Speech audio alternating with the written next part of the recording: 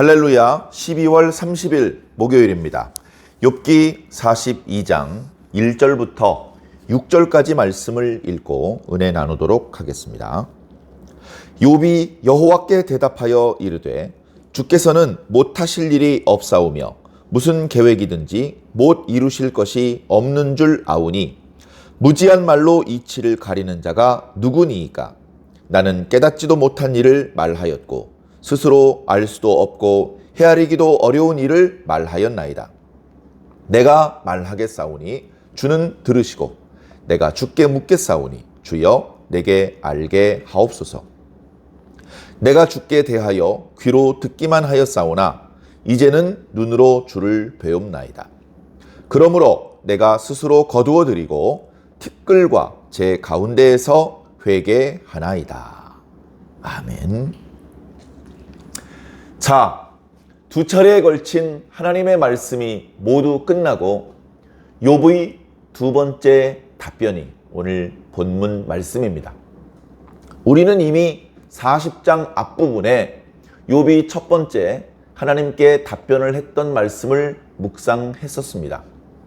그런데 그때는 뭔가 욥이 자발적으로 하나님께 답변을 드렸다기보다는 뭔가 욥이 아직 하나님의 말씀 속에 확실한 깨달음을 얻지 못한 듯 했고, 그리고 그 답변도 욥이 자발적으로 했다기보다는 뭔가 하나님께서 거듭 대답을 재촉하셔서 조금은 마지 못해서 대답을 한 것 같은 느낌이 들었습니다. 그러나 우리가 잘 알듯이 하나님께서 억지로 막 대답을 재촉하시고 그런 분은 아니지 않습니까?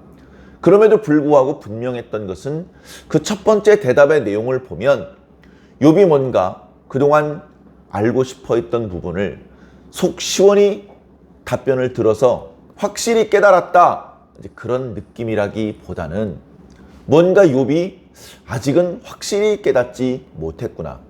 그리고 뭔가 욥이 하나님 앞에 함부로 말하면 안 될 것 같다는 느낌이 들어서인지 상당히 조심스러워하고 있구나, 조금 더 하나님의 말씀을 듣고 싶어 하고 있구나 라는 정도만 우리가 느낄 수 있었습니다.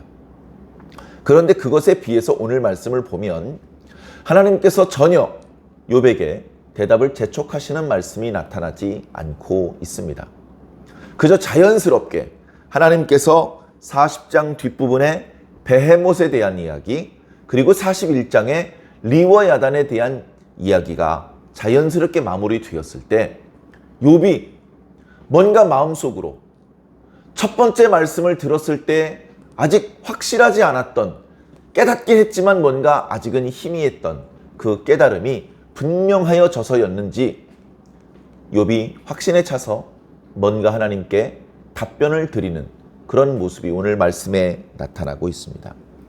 이렇게 욥이 답변을 하는 것으로 이제 하나님과 욥의 만남, 그 대화는 모두 마무리가 되죠. 어떻게 보면 우리 인생 전체에서 하나님을 이렇게 대면하여 말씀을 나누는 순간은 우리 인생 전체, 우리 인생이, 우리의 생애가 원래도 짧은데 그 짧은 생애 중에서 하나님과 이렇게 진하게 독대를 해서 대화를 하는 이런 상황은 정말 더 순식간의 짧은 시간일 것입니다. 그러나 그 짧은 순간에 하나님을 경험하는 그 체험, 그것이 얼마나 강력한지 그 하나님과의 만남, 그때 우리가 하나님께 올려드렸던 내용보다는 하나님을 통해서 우리가 듣게 된 말씀, 깨닫게 된 내용들이 너무나 소중해서 그 감동과 깨우침이 평생을 지탱을 하는 기둥과 같은 역할을 하게 된다는 것을 우리는 부인할 길이 없을 것입니다. 이런 체험을 한 번만 하지 않고 두 번, 세 번 할 수 있다면 그 사람은 매우 행복한 사람일 것입니다. 성경에 보면 대부분의 하나님의 백성들, 대부분의 성도들은 이렇게까지 강력한 하나님의 임재를 체험하지 못한 채 조금은 간접적으로, 조금은 상대적으로 조금 약하게 하나님을 경험하는 것으로 지나가는 경우들이 더 많이 있습니다. 하나님을 강하게 만나고 하나님과 자주 만나는 것은 어쩌면 모든 백성에게 허락되었다기보다는 특별한 상황 속에서 하나님께서 특별한 인물에게 특별한 사명을 내리기 위해서 그렇게 만나 주시는 그런 경우에만 예외적으로 허용되는 것 같습니다. 지금까지는 그랬습니다. 하나님께서 노아를 몇 차례 만나 주셨고 아브라함을 몇 차례 만나 주셨죠. 다윗을 만나 주셨고 모세를 만나 주셨고 또 예수님의 제자들 바울 만나 주셨습니다. 여러 번 만났습니다. 그런 분들은 그렇게 여러 번 만날 수밖에 없는 상황들이 있었습니다. 그래, 야, 주님을 그렇게 만나고 큰 감동을 체험하고 정말 부럽다. 영적으로는 부럽습니다. 그러나 그렇게 큰 은혜를 체험한 사람들은 공통점이 우리가 감당하기 어려운 고난의 골짜기도 지나갔다는 사실입니다. 그래서 그 고난의 골짜기를 감당하기 어렵다고 생각되는 분들은 야, 그 은혜의 최고봉에 올라가는 것도 두렵다라고 그렇게 말씀하는 그런 말씀도 들은 적이 있습니다. 어찌되었건 욥은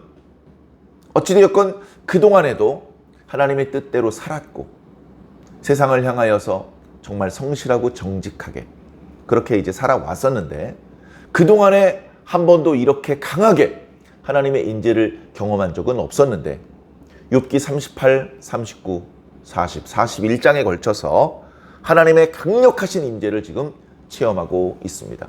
그 놀라운 인재를 체험하고 그리고 단순히 얼이 빠져서 무슨 얘기를 하셨는지도 놓치고 그렇게 한 것이 아니고 집중해서 하나님의 말씀을 들었겠죠. 그리고 뭔가 마음속 깊은 곳으로부터 영혼 깊은 곳으로부터의 깨달음 그리고 그 깨달음 때문에 밀려오는 기쁨과 평안함을 욥은 느꼈을 것입니다. 자, 오늘 욥이 뭐라고 이야기를 하는지 좀 더 자세히 살펴보도록 하겠습니다. 욥이 여호와께 대답하여 이르되 욥이 자발적으로 깨달은 바가 있어서 입을 여는 것이죠. 주께서는 못하실 일이 없사오며 무슨 계획이든지 못 이루실 것이 없는 줄을 아옵니다. 이제 이걸 깨달은 거예요. 이거 뭐 뻔히 다 아는 거 아니야? 저 사람이 이런 내용을 깨달았대. 성경에 이런 내용이 기록되어 있대. 라고 느끼는 것이 아니고 내가 진짜 뼈저리게 느낀다. 아, 하나님께서는 못하실 일이 없는 분이구나. 전능하신 분이구나. 하나님께서는 미리 계획을 세우시고 그 계획을 그대로 실행하실 수 있는 유일한 분이구나. 그걸 이제 욥이 깨달은 거예요. 자, 이걸 조금 다르게 표현하면 이런 것이죠. 하나님은 크신 분이라는 것을 내가 깨달았습니다. 하나님께서는 강하신 분이라는 것을, 하나님께서는 지혜로운 분이라는 것을 내가 깨달았습니다. 이 깨달음은 또 어떤 내용으로 이어질까요? 하나님, 저는 별로 지혜롭지 못하는 걸 깨달았습니다. 저는 강하지 못하다는 것을 깨달았습니다. 저는 작다는 것을 깨달았습니다. 하나님께서 크신 것을 깨달았다면 자기가 작은 것도 깨달아야죠. 하나님도 크신데 저도 만만치 않죠? 뭐 잘못 깨달은 겁니다. 제대로 깨달았다면 하나님께서 크시다는 것을 제대로 이해했다면 자기가 작다는 것은 저절로 알게 되는 것입니다. 그걸 알게 되면 저절로 머리가 숙여지는 것이고 저절로 무릎이 꿇어지는 것입니다. 자, 하나님께서 크다는 것을 깨달았는데 이것은 욥이 깨달은 최종적인 내용이 아닙니다. 어찌 보면 하나님께서 크고 강하고 지혜로우시다는 것을 깨달았다는 것은 이제 앞으로 진정한 깨달음으로 나아가기 위한 첫 번째 단계입니다.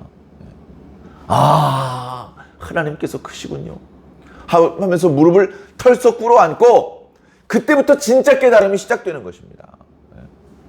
대단한 것이죠. 욥이 드디어 여기까지 온 겁니다. 굳이 표현을 하자면 첫 번째 답변을 드릴 때만 해도 그저 하나님이 두렵고 하나님의 권위와 위세에 눌려서 조금 이렇게 위축되어 있을 뿐이지 마음속 깊은 곳으로부터 무릎을 꿇지는 못했는지도 모릅니다. 그러나 두 번째 말씀까지 듣고 나서 첫 번째 말씀을 들었을 때 미처 깨닫지 못한 부분까지 다 깨달아지면서 하나님 앞에 자발적으로 기쁜 마음으로 무릎을 꿇을 수 있게 된 것이죠. 그러면서 뭐라고 말합니까? 3절에 무지한 말로 이치를 가리는 자가 누구니까? 하나님, 바로 저였습니다. 바로 제가 깨닫지도 못한 말을 말했고 스스로 알 수도 없고 헤아리기도 어려운 일을 말했습니다. 잘 알지도 못하면서 제대로 알지도 못하면서 함부로 말했습니다. 제가 그런 말을 함으로 해서 하나님의 이치, 하나님의 계획을 더 잘 드러낸 것이 아니고 오히려 가리는 역할을 해버리고 말았습니다. 하나님 부끄럽습니다. 죄송합니다. 이렇게 뉘우치고 회개하는 듯한 말씀들이 이어지고 있는 것이죠. 특이한 것은 욥이 무지한 말로 이치를 가리는 자가 누구니까 라고 말했는데 이거 다름 아닌 하나님께서 하셨던 말씀입니다. 하나님께서 엘리후가 이야기를 하고 퇴장한 이후에 하나님께서 등장하셨었죠. 38장 앞부분에 하나님께서 폭풍우 가운데에서 욥에게 말씀하시는데 첫 마디가 뭐였습니까? 무지한 말로 생각을 어둡게 하는 자가 누구냐? 욥 너냐? 이렇게 말씀을 시작하셨거든요. 여기 생각이라고 했다는 이 말, 야차라는 말이 이치, 계획. 그러니까 욥과 친구들이 갑론을박했던 하나님께서 천지를 창조하시고 그 창조 세계를 다스리시는 법칙, 원칙, 그 원칙을 뛰어넘는 것이, 그보다 더 우선하는 것이 하나님의 생각입니다. 하나님의 계획이시고요. 하나님의 뜻입니다. 그것을 이치라고 또 번역을 한 것입니다. 그러니까 오늘 말씀에서도 2절의 계획과 3절의 이치는 같은 히브리어 야차라는 단어를 번역한 내용인 것이죠. 하나님께서는 당신의 야차를 못 이루실 것이 없는 분이시다. 전능하신 분이시다. 지혜롭고 강하신 분이시다. 그런데 제대로 알지도 못하면서 그 하나님의 야차를 가리는 자, 그게 누구냐? 사랑하는 성도 여러분, 우리들은요 하나님의 뜻을 드러내는 자가 되어야 됩니다. 나도 그렇게 드러내 보여주신 하나님의 뜻을 보고 듣고 믿어야 되고, 그리고 내가 깨달은 것들을, 내가 알고 있는 하나님의 뜻을 더 많은 사람들이 보고 듣고 믿을 수 있도록 드러내 보여줄 수 있는 자가 되어야 합니다. 내가 드러나면 안 됩니다. 나는 가리워져야 되고, 나는 낮아져야 되고, 나는 죽어야 됩니다. 내 속에서 예수 그리스도께서 살아셔야 됩니다. 내 생각이 아니라 하나님의 생각이 증거되어야 하는 것이죠. 욥은 큰 지혜자였지만 최소한 친구들과 갑론을박하는 동안에는 어쩌면 하나님의 이치를 가리고 있었는지도 모릅니다.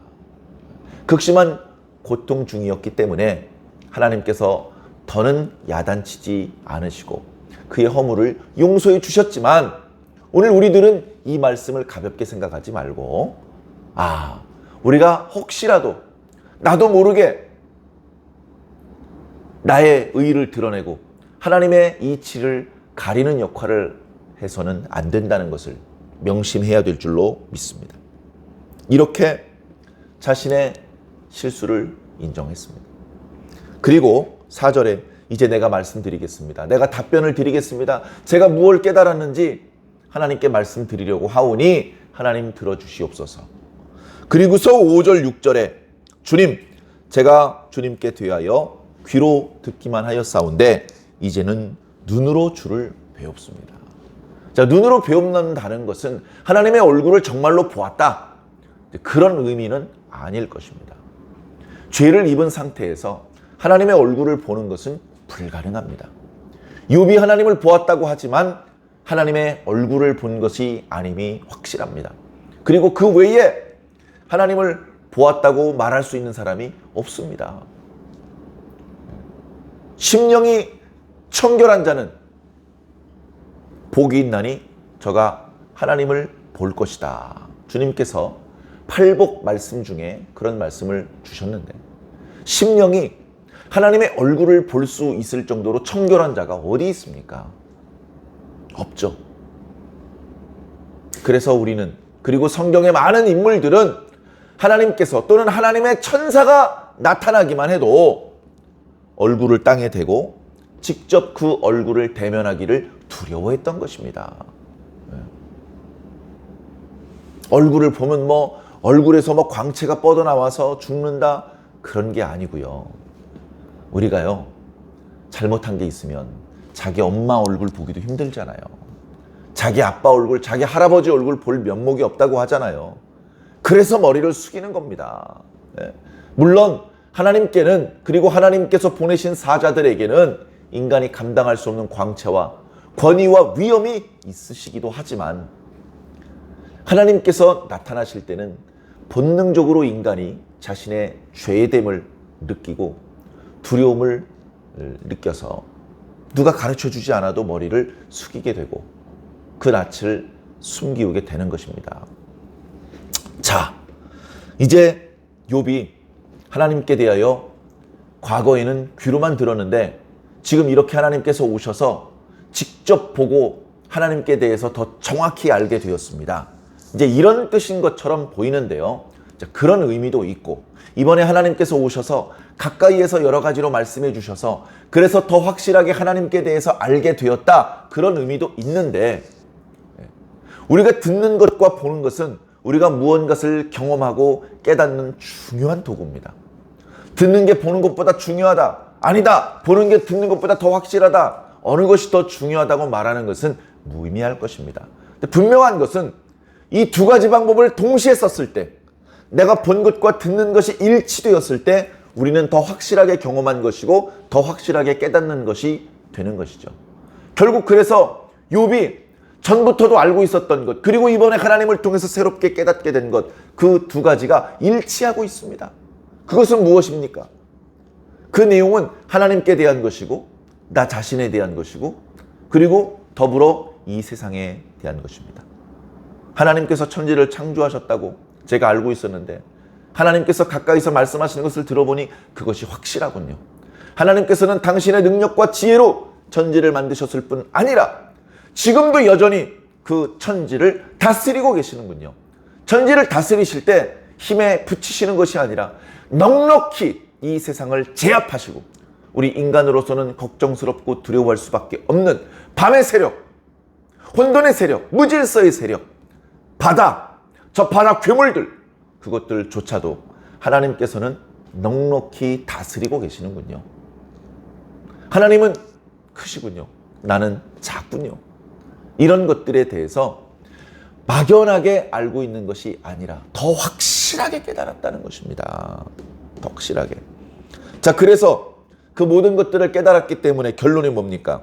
내가 스스로 거두어드리고 티끌과 제 가운데에서 회개하나이다. 자, 내가 스스로 거두어드립니다. 내가 그동안 하나님 앞에 또는 친구들과 갑론을박하는 과정에서 제가 했던 모든 이야기들을 철회합니다. 네. 내가 왜 그렇게 어리석은 말들을 했을까 한탄합니다. 네. 저는 그동안 제가 했던 말들이 확신에 차서 말을 하긴 했었는데 이제 하나님의 말씀을 듣고 보니까 제가 했던 말들은 다 부질없는 이야기들이었다는 것을 인정합니다. 그러면서 하나님 앞에 회개합니다. 이 회개한다는 것은요, 자기가 죄가 있다는 것을 인정한다, 그런 뜻과는 좀 다른 의미입니다. 회개한다는 말 속에는 자신의 잘못을 인정한다, 후회한다, 이제 그런 의미도 들어 있습니다. 그런데 오늘 본문에 사용되는 이 말씀은 마치 회개하라 천국이 가까웠느니라 라고 말씀하실 때의 그 회개하라라는 의미에 더 가깝습니다. 그 회개하라는 의미는 너희들이 죄인이라는 것을 깨닫고 무릎을 꿇어라, 용서를 빌어라, 이런 뜻이 아니고 생각을 바꾸라는 뜻이거든요. 생각을 바꿔라. 네? 헬라어로 말하면 메타노이아라는 말입니다. 생각을 바꿔라. 지금 가지고 있는 생각으로는 하나님의 뜻을 온전히 이해할 수 없다. 지금 가지고 있는 생각을 바꾸지 않으면 이제 지금부터 하나님께서 하시려는 일을 영접하지 못하고 오히려 배척하게 될 수도 있다. 그러면 안 된다. 이제 생각을 바꿔야 된다. 왜냐하면 천국이 가까웠기 때문이다. 하나님께서 펼치신 새로운 역사가 이제 곧 시작될 것이기 때문이다. 그 전에 미리 생각을 바꾸는 것이 좋지 않겠느냐라고 말씀을 하시는 겁니다. 그래서 오늘 말씀의 의미는 이런 것이죠. 하나님, 제가 그동안 부질없는 이야기를 했습니다. 하나님의 말씀을 듣고 제 생각이 바뀌었습니다. 욥의 생각 중에는 이런 것도 있었죠. 내가 의롭게 살았거늘 어찌하여 고난을 당하는 것인가. 이해할 수 없다. 난 억울하다. 이런 마음과 생각이 있었습니다. 그러나 하나님께서 크시다는 사실을 깨닫는 순간 자신이 고난받고 있는 것, 그것과 관련된 억울한 마음, 이런 것들이 다 녹아버렸다는 것이죠. 그 억울하게 생각했던 생각이 바뀌었다는 것입니다. 그래서 우리가 친구들끼리 50원 빌려주고 100원 돌려받고 뭐 이런 이야기를 할 때 50원이 없어서 어떡하지? 그 어린아이에게는 50원이 100원이 온 우주와 같아요. 그것 때문에 아무것도 못합니다. 잠도 못 자고 밥도 못 먹고 학교 가서도 공부에 집중을 할 수가 없고. 그런데 아버지 주머니는 500만 원도 있고 5천만 원도 있는데 그 50원 100원이 무슨 문제입니까? 아무것도 아닌 것이거든요. 다시 말해서 우리가 지금 현실에 부딪히고 있는 여러 고민들, 육체의 고통들, 이런 고민들, 그게 우리들한테는 너무나 큰 문제예요. 이 문제 때문에 전진을 할 수가 없습니다. 거기에 꽉 묶여 있는 것이죠. 그런데 하나님의 전능하심을 생각해 본다면 내가 지금 겪고 있는 이 고통이 뭐 아무것도 아니잖아요. 아무것도 아니에요. 이건 문제거리가 안 된단 말이죠.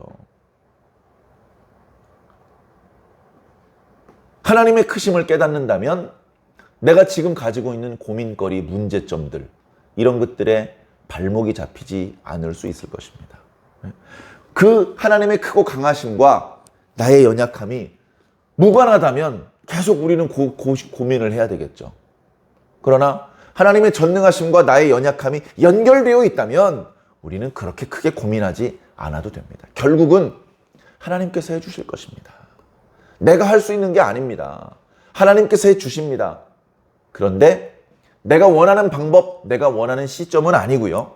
하나님의 방법, 하나님의 때에 하나님께서 이루어 주실 것입니다. 이제 그것을 믿기 때문에, 그것에 대한 깨우침이 욥에게 있었기 때문에 욥은 그동안 마음고생을 하던 것에 대해서 위로를 받았고, 친구들과 갑론을박을 하면서도 시원하지 못했던 그의 마음에 분명한 깨달음이 찾아온 것이죠.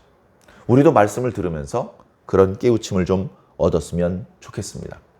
이제 욥기 말씀 묵상이 마무리되고 있습니다. 2021년도도 마무리되고 있죠. 이제 오늘과 내일이 지나면 새롭게 2022년도가 시작됩니다. 2021년도도 하나님께서 주신 한 해였고 2022년도도 하나님께서 주시는 한 해입니다. 아무 생각 없이, 준비 없이 새해를 맞이하지 마시고 기도하시고 마음의 깊은 묵상을 거쳐서 하나님께서 주시는 새해를 기쁨과 감사함으로 받게 되시기를 주님 이름으로 간절히 축원합니다.